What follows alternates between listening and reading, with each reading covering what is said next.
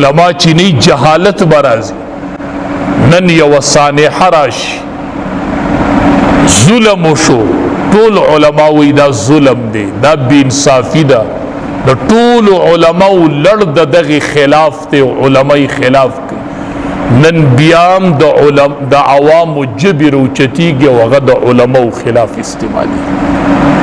نن ټول علماء بدنام نن ټول مدارس خلاف ته جبو چتای د ټول علماء خلاف ته جبو چتای یو واقعه راشي یو سانحه رالاله د هغې د وجې نن ټولو مدارسو ته نسبت کول او علماو ته نسبت کول ټولو علماو ته سپک کتل او ټولو مدارسو ته سپک کتل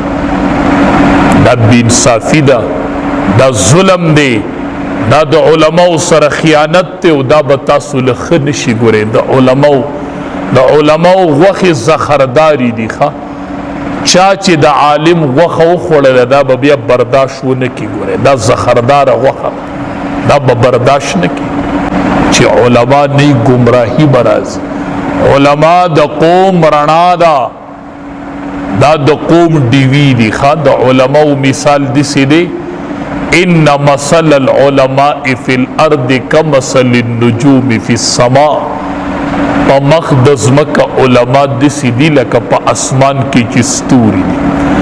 اسمان په ستورو ښایسته دی او مخ د ځمکې په علماو ښایسته دی علماو خلاف جبر اوچتول او د مدارسو خلاف جبر اوچتول دې کې دند ډېر نیکان پاتې کېږي دې کې دند ډېر اهل الله دي دې کې ډېر نیکان خلق دي ستا د بچو سره به شفقت هم کړي ستا د بچی سره به څلور پنځه کاله چې خواري کړې وه او حفظ ستا بچي ته کړې هغه قرباني د هغې عالم چرته لاړله هغه ستړي د هغې عالم چرته لاړله چې ټوله ورځ لګیا دي ستاسو د بچو په شا باندې ولاړ دي ستاسو بچو ته خپل بچي ویلي دي او ستاسو بچي د قرآن حافظان کړل علماو ته دعا کوئ چې له علما د من نه لر شول مدارس د من نه لر شول تاسو به بېدیني ووینئ تاسو به فساد ووینئ دا اهل الله دي ښه په مخ د ځمکه اهل القرآن چې ووینئ دا اهل الله دي دا الله والا خلق دی ګورئ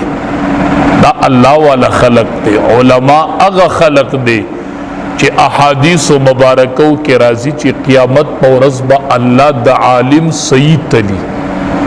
د شهید به وینه تلل شي شهید قرباني ورکړي د خپل ځان د شهید به وینه تلل شي او د علماو به الله د قیامت په ورځ سیاني تلی د عالم به صحیح د قلم صحیح به الله تلی او دا به په تله د نیکو کې تلی دا به د نیکو په تله کې به د عالم د قلم صحیح تلل شي اهل الله دی په مخ د ځمکه هغه علما نبی کریم صلی الله علیه وسلم فرمائی د علماء قدر کوئ یقبض العلم بقبض العلماء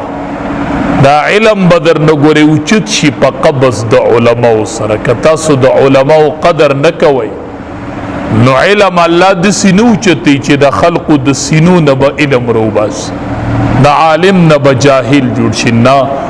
یقبض العلم بقبض العلماء الله بدرنا علماء والی چې د علماء قدر نه کوي الله به علماء والی چې علماء الله والی څه چل به وشي رؤوسا جهالا جاهلان خلق به د قوم مشران شي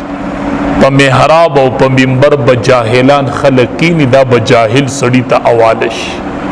په دې بم جاهل ودرېږي او دلته بم جاهل کی نسی چل بوشی فافتو بغیر علم ندین و خلق د مسلو تپوس کی دی سر خوب علم یینا ندی با فتوی ورکی بغیر د علمنا